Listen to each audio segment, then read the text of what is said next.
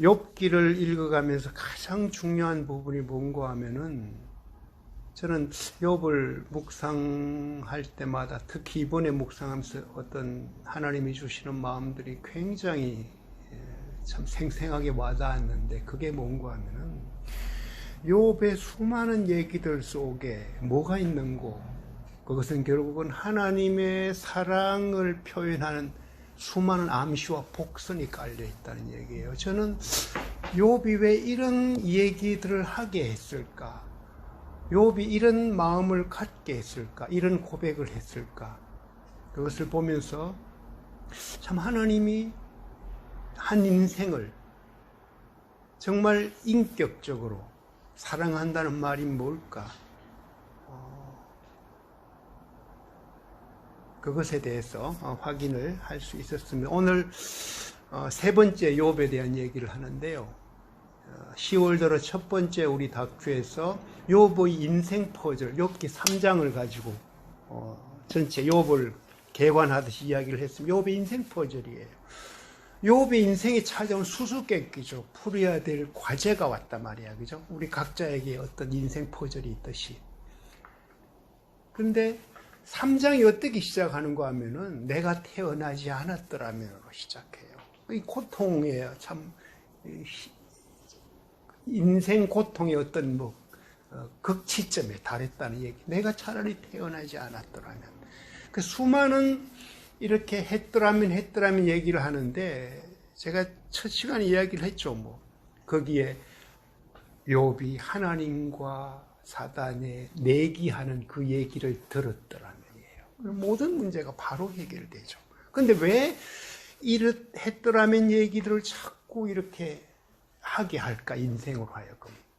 그것이 우리의 인생이 하나의 마치 조립품처럼 맞춰지고 어떤 하나를 만들어내는 전체 완성품의 부품이 아니라는 얘기를, 하나님이 각자를 가장 완벽한 걸작품들로, 완성품으로 만들어간다는 것을 그렇게 보여주기 위한 것이 아닐까. 지난 우리 다큐에서는 욥의 달걀 질문 얘기를 했죠. 싱거운 것이 어떻게 소금 없이 먹히겠느냐? 달걀의 흰자위를 소금 찍지 않고 먹을 수 있겠느냐? 그 욥의 달걀 질문 얘기를 했어요. 욥 6장으로 얘기했죠. 그것은 욥이 진짜 헷갈리기 시작한 거라, 그죠? 나는 나름대로 산다고 생각했는데 왜 이럴까? 내 인생의 맛을 잃어버렸단 말이죠. 아무것도 하기 싫다. 그 질문은 결국은 로마서 8장, 협력하여 선을 이루는 하나님의 우리를 향한 사랑, 그것을 풀어가는 답으로 주어지고 있다는, 암시하고 있다는 그 얘기를 나눴죠. 오늘 9장인데요. 오늘은 카이로스로 푸는 욥의 퍼즐입니다. 욥기 9장, 우리 3장, 6장, 9장 해왔는데 9장은 첫 번째, 지난번 6장이 뭐죠? 엘리바스, 욥의 세 친구, 참 나름대로 괜찮다고 온 친구들이에요. 그 친구가 한 말에 대한 욥의 어떤 반론으로 또는 욥의 생각을 한 거라면은, 오늘 9장은 빌닷의 충고에 대한 욥의 응답입니다. 두 번째 친구가 등장해요, 그죠? 세 번째 소발까지 나오지. 오늘 9장은 빌닷에 대한 얘기인데, 욥기 9장은 결국은 빌닷은 전통주의자. 말 그대로 그 8장 8절 보면 이전 세대에게 물어보아 그 조상들이 알아낸 것을 들을 준비를 하게, 이런 얘기라. 뭔가 좀 이전 세대 또는 조상들, 인생을 많이 산 사람들의 경험을 너가 배워가지고 이것을 풀어가는데 한번 답을 삼아보라고 이야기를 이래 하듯이, 이 전통주의의 빌닷인데, 이 빌닷이 말이죠, 어떤 얘기를 했는가. 8장 먼저 한번 볼게요. 참 알지도 못한 염장 지르는 왕이야. 8장 4절 뭐런 얘기를 하는가 하면요, 자네의 자식들이 그분께 죄를 지었다면 그 죄 때문에 그들을 버리시지 않았겠는가. 와, 자식이 죽었는데 죽은 게 보나마는 그 죄 지어서 그렇지 않았겠는가. 마치 편안한 얘기를 하듯이 이렇게 던져버려요. 그죠? 그리고 8장 7절 가면은 우리가 식당 같은 데 가면은 써붙여 있는 문구잖아. 그죠? 와, 지금 은혜롭다고 말이지. 참, 이거 아는 구절이란 말이에요. 기가 막힌 구절이지. 내 시작은 미약하였으나 내 나중은 참다리라. 처음에 아들 죽은 거 말이야. 보나면 아들 죄 때문에 지어 한 거 아니겠는가. 그러니까 너가 말이지. 바로 제대로 한번 살아보면은 뭐예요? 내 시작은 미약하였지만 엄청난 복을 받을 거라고 이런 말을 던지네요.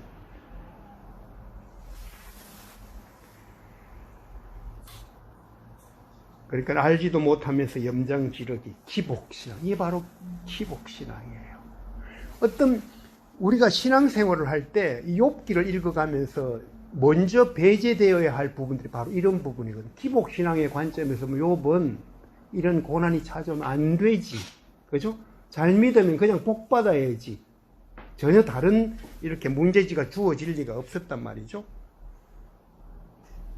그리고 전통주의 이런 걸 자꾸 이렇게 욥에게 도전을 했는데 욥은 2장 10절에서 어떻게 얘기했어요?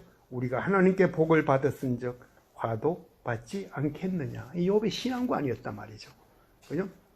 아내가 당신 보니까 뭐 하나님께 그렇게 막 당하고 했는데 하나님을 믿기는 못 믿느냐 욕하고 죽으라고 해서 한 말이거든요. 와, 이까지 2장까지가 멋있었지. 3장부터 뭐예요? 태어나지 않았다는 게 바뀌어. 이게 인생이죠. 우리에게 일어나는 고난들이 처음에 올 때 반응이 말이죠. 내가 형통하고 잘 나갈 때는 그냥 이것이 그냥 내 순리대로 잘 가구나 그러는데 한번 확 바뀌어 버리잖아요. 그럼 특히 기독 어떤 신앙 가운데서 잘 믿는다고 하는 좌절하기 굉장히 쉬워요. 이 고난이 찾아왔을 때 아니 뭐 이게 아닌 것 같다고.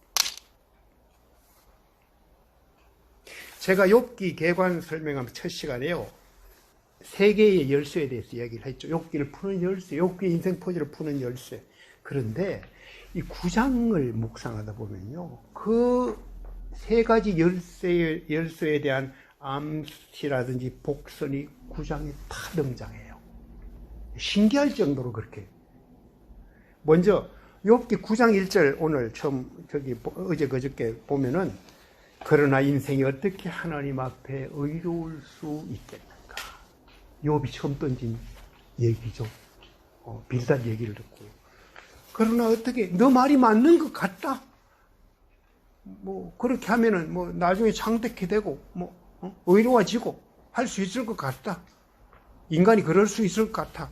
근데 욥은 인생이 어떻게 하나님 앞에 의로울 수 있겠는가. 그걸 인정하죠. 하나님 앞에 의로울 수 없다는 거를요.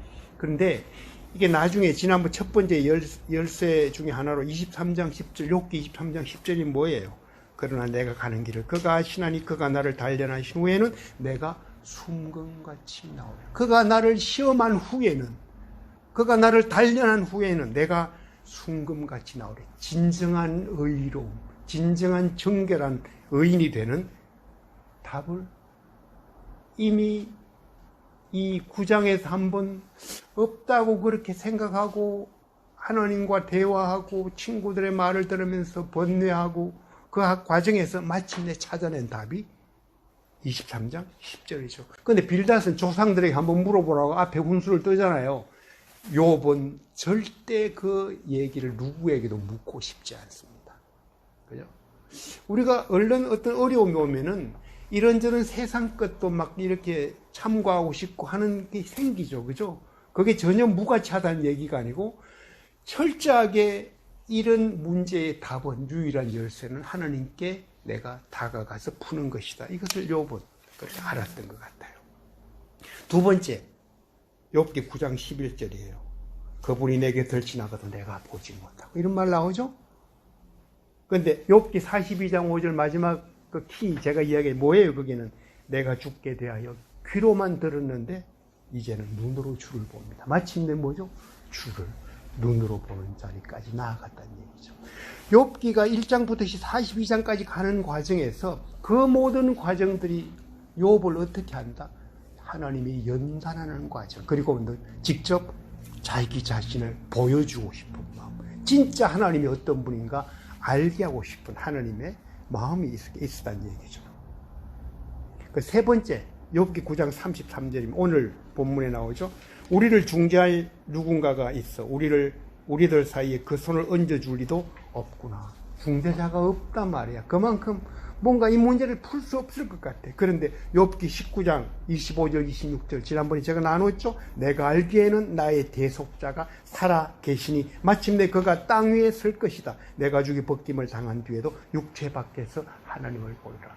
욥이 이 참 친구들과의 대화, 그 가운데 하나님과 타는하는 과정에서 굉장히 깊은 비밀들을 이렇게 알아가는 거죠. 근데 오늘 9장에 그 답을 풀어가는 중요한 질문들을 던지고 있다는 얘기예요.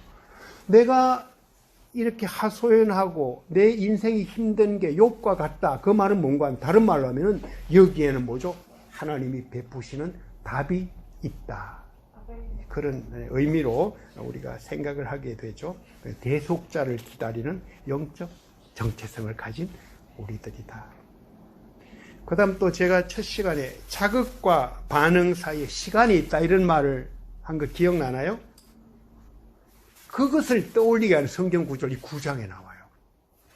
이 자극과 반응 사이에 시간이 있다고 제가 말씀드린 거는 사실은 제가 욥기를 묵상하면서 그 나치 수용소의 그 홀로코스트 생존자로 정신 꺼서 했는데요. 빅터 프랭클이 이야기했던 그 말을 제가 바꾼 겁니다. 자극이 온단 말이에요. 죽음의 공포가 밀려오는데 그것과 반응 사이, 뭐죠? 그 반응 사이에는 뭐가 있다? 빈 공간이 있다. 이 생각을 했던 사람이에요.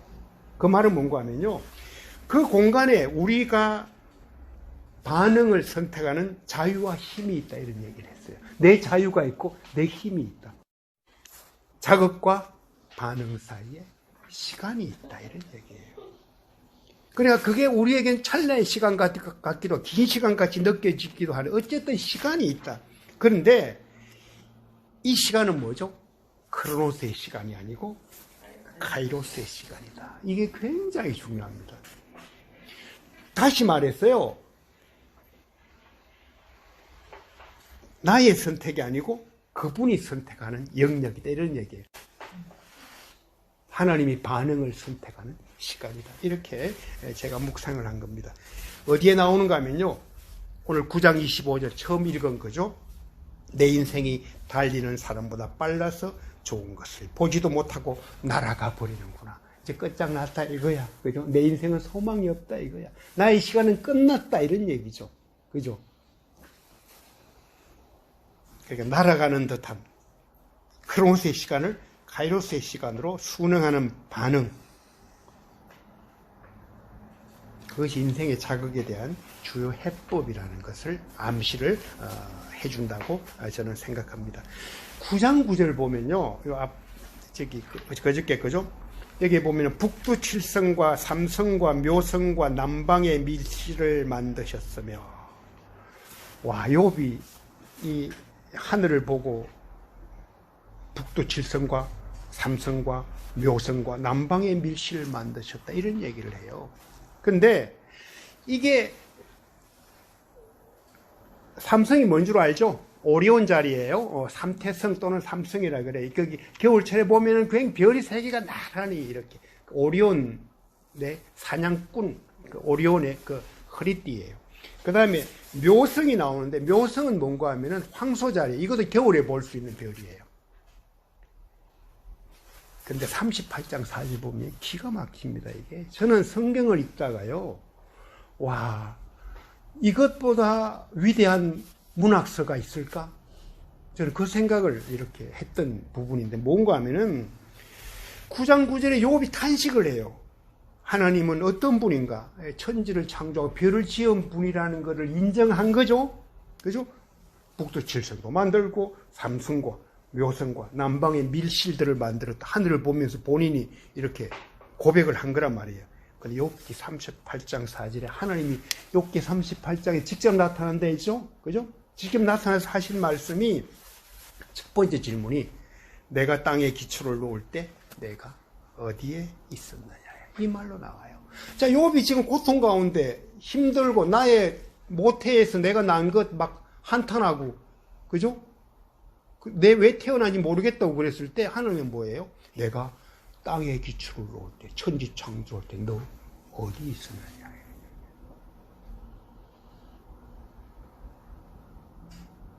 사도 바울도요, 처음에 하나님을 만나고 예수님의 어떤 그 부활하신 예수님과 대면하고 났어요. 깨달음 중에 하나가 뭐죠? 하나님이 어머니의 모태에서 자기를 지었다는 자기의 어떤 그 인생의 출발점을 이야기해요. 그 나중에 에베소서에 어떻게 바뀌는 거 하면요, 태초부터 만세전에 하나님이 나를 지었다는 고백을 했죠. 그리고 하나님이 가르쳐주고 싶은 말씀이 뭔가 하면은 바로 이 얘기예요. 내가 땅에 기초를 놓을 때 너 어디 있었? 너 그때 없었지 않느냐? 이 말을 하고 싶은 게 아니고요. 내가 땅에 기초를 지을 때 당연히 너 이 땅에서 없었는 존재지만 뭐죠? 나는 너를 알고 있었다. 이 말씀을 하고 싶은 것 같다. 어디 있었느냐? 이 말 들을 때 나는 없었지 뭐. 그냥 항복할 수밖에 없죠. 창조 때에 어디 있었느냐? 그것은 저는 시간 이야기라고 봐요. 그게 시간입니다. 태초에 하나님이 천지를 창조하시니라. 창세기 1장 1절이 다른 말로 바꾸면요, 태초에 하나님이 시간을 창조하시니라예요.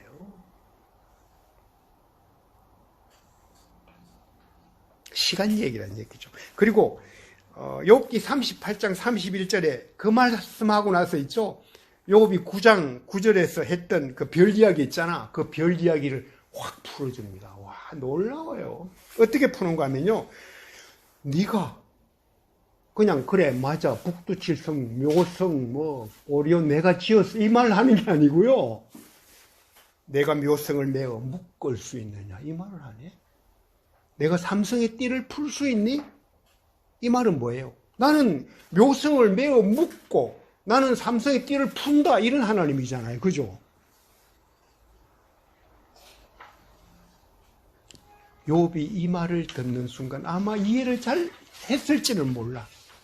그런데 하나님은 욥과 대화를 하는 과정에서요, 욥이 하나님의 그 무궁무진한 지혜와 능력으로, 그리고 그 인간을 향한, 욥을 향한 사랑, 그것 속으로 완전히 마치 블랙홀이 빨아들이듯이 쫙 들어갈 수밖에 없었다는 그런 구절이라고 저는 봅니다.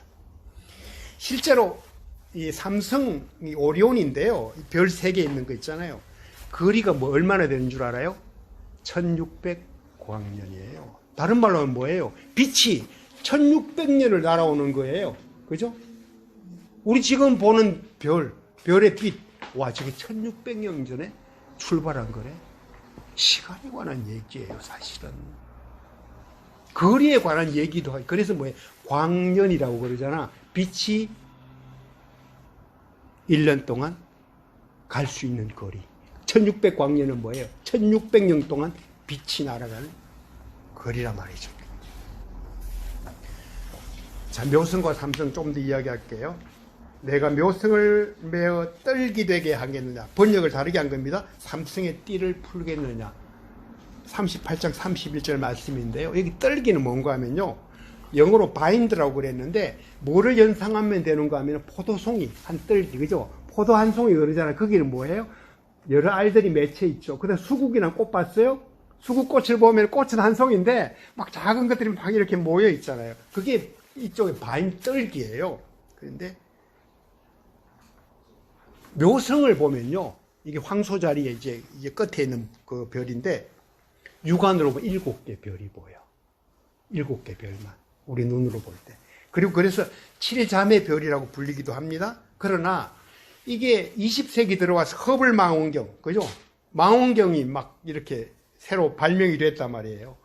그러고 나서 이것을 쳐다보니까 뭐가 되는가 하면요, 한 개의 별마다 수천 개의 별들이 모여있는 떨기 별임을 확인을 했어요.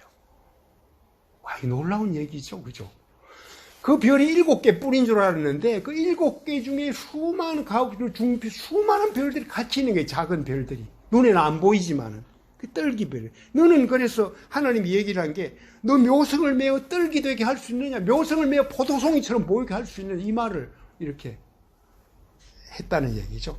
그 다음에 오리온 자리 있잖아요. 우리는 오리온 보면 별 3개가 나란히 있어. 지금도 겨울에 보면은 2개가 다 보여. 오리온 자리, 이 묘성. 별이 3개 쫙 있는데요. 우리는 그냥 일직선이지 뭐. 굉장히 선명해. 1600년이나 날아오도 그렇게 선명한 별이야. 그런데 이것을 우주 공간에서 보잖아요. 나른한 선이 아니야. 우리에게 그냥 뭐지? 이렇게 흩어져 있는 거야. 그럼 여기도 볼 땐 이게 일직선으로 별이 보이죠. 오리온 띠를 풀겠느냐. 너가 볼 때는 그냥 오리온 띠로 보이는데 띠를 풀겠느냐. 이미 뭐죠? 하나님은 그걸 풀어놓았다 얘기죠. 너는 못하지만은 나는 한다.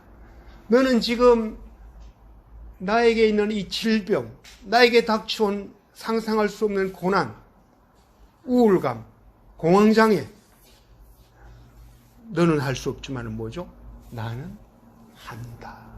이 말씀을 우리에게 이야기하는 거예요. 나는 시간의 창조주고 주관자다. 나는 너의 창조주고 너의 인생을 주관하는 자다. 너가 잠시 어려움들이 있고 힘든 일이 있을 것 같아? 놀라지 마. 내가 모든 것을 합력하여 반드시 선을 이루어가. 하나님, 그럼 그 과정 왜 필요해요? 너와 내가 친밀해지고 싶고 너가 나에 대해서 깊이 알게 하고 싶어. 뭐예요? 그것이 뭐예요? 영생이라는 얘기예요. 욥기가 시대적으로 아브라함과 동시대라고 그러거든. 아브라함 시대가 언제고 하면 지금 3500년 전이야. 그죠? 뭐 시대가 욥기 기록 시대에 대해서 조금씩 해석은 다릅니다만 일반 아브라함과 동시대로 보는 경우가 가장 좀 많은 것 같아. 그러면 그때 연도가 얼마로 올라가는 거 하면요, 3500년 전인단 말이에요. 상상이 안 되죠? 아까 욥이 별 얘기를 한단 말이에요. 하나님이 뭐 묘성 만들고 북두성 만들고 삼성 오리온 만들었다고 그까지 갔는데 하나님은 무슨 얘기를 하는 겁니까? 진짜 수수께끼 같은 말을 던졌어요. 근데 아마 욥은 이렇게 들었을지도 몰라. 그래, 저 띠를 어떻게 내가 풀겠으며 저기 어떻게 저거를 막 포도송이 같은 거 만들겠어? 안 되죠. 그 말 정도로 했을지 모르는데 하나님은 뭐예요? 이미 그렇게 창조를 하시고 마치 수수께끼 답을 주듯이 얘기를 했던 얘기예요. 우리 인생의 수수께끼도 마찬가지예요. 몰라요. 나는 그냥 일직선으로 있는 것 같아. 내 인생은 그냥 뭐 그런 것 같아. 근데 하나님은 뭐죠? 나를 위해서 엄청난 당신이 우리를 향한 사랑의 청사진들을 만들어 놓고 있다는 얘기예요. 그리고 그 끝은 뭐다? 가장 아름답다는 얘기예요.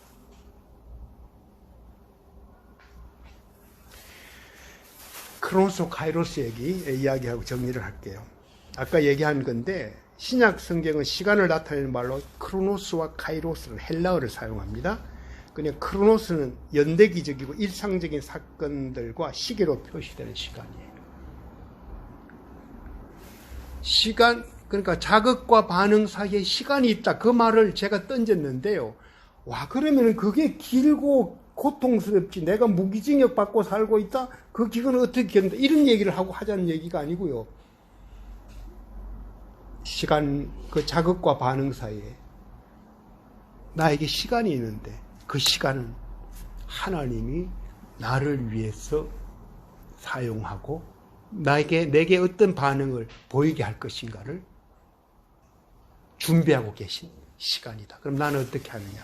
그 시간에 순응하면 된다. 하나님께 맡기면 된다. 카이로스는 개인이나 민족의 삶에서 특별한 사건을 만드는 하나님의 시간이죠. 하나님 내게 특별한 사건을 만들어 주실 줄로 믿습니다. 그 얘기를 하는 얘기예요. 하나님이 주관하시는 시간인데 개인적으로 볼 때 이게 뭐로 표현될까요? 기다림의 시간이에요. 하나님을 신뢰하고 기다리는 시간.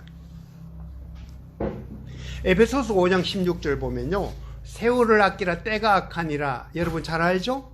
이 말씀이 나오는데요. 여기서 세월이 뭔가 하면 카이로스예요. 아끼라는 말은 뭔가 하면은 헬라어로 엑사고라조라고 구원하다, 속량하다. 뭐에 다시 되산다. 뭐 값을 주고 다시 산다. 이런 의미거든요. 그럼 전체적으로 이것을 해석할 때 우리는 이미 뭐죠?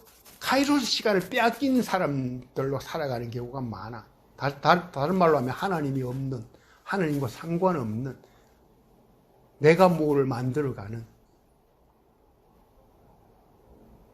내가 빼앗긴 카이로스의 시간을 도로 사오라는 이런 의미. 저는 그렇게 해석을 하고 싶어요.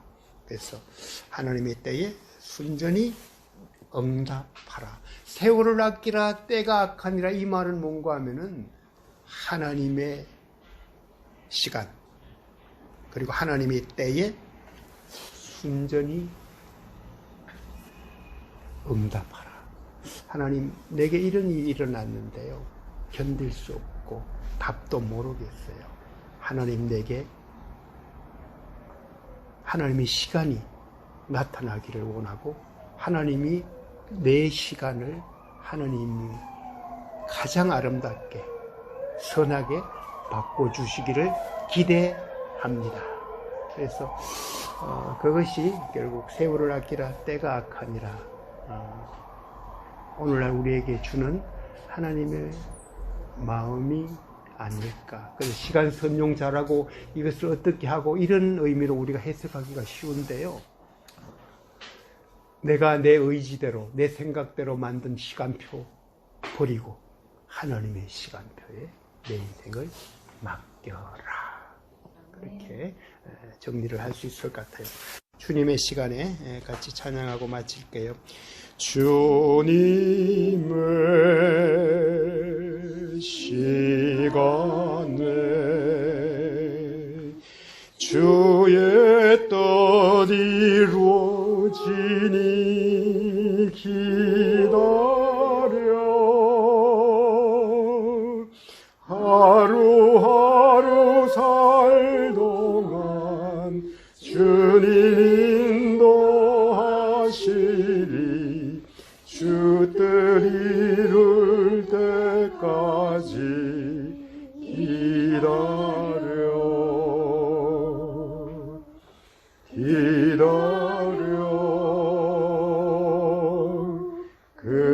그때를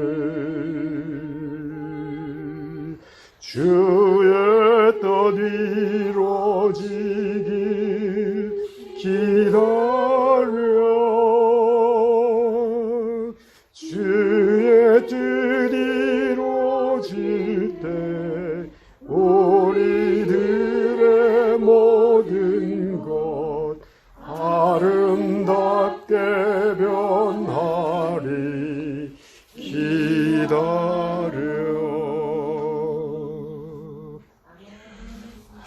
모든 게 아름답게 변할 겁니다. 지금 고통이 심할수록 하나님도 귀를 기울이고 듣고 계시고 너무 오래 되지 않았어. 하나님의 시간 우리를 붙잡아 일으켜 주시리라 믿습니다.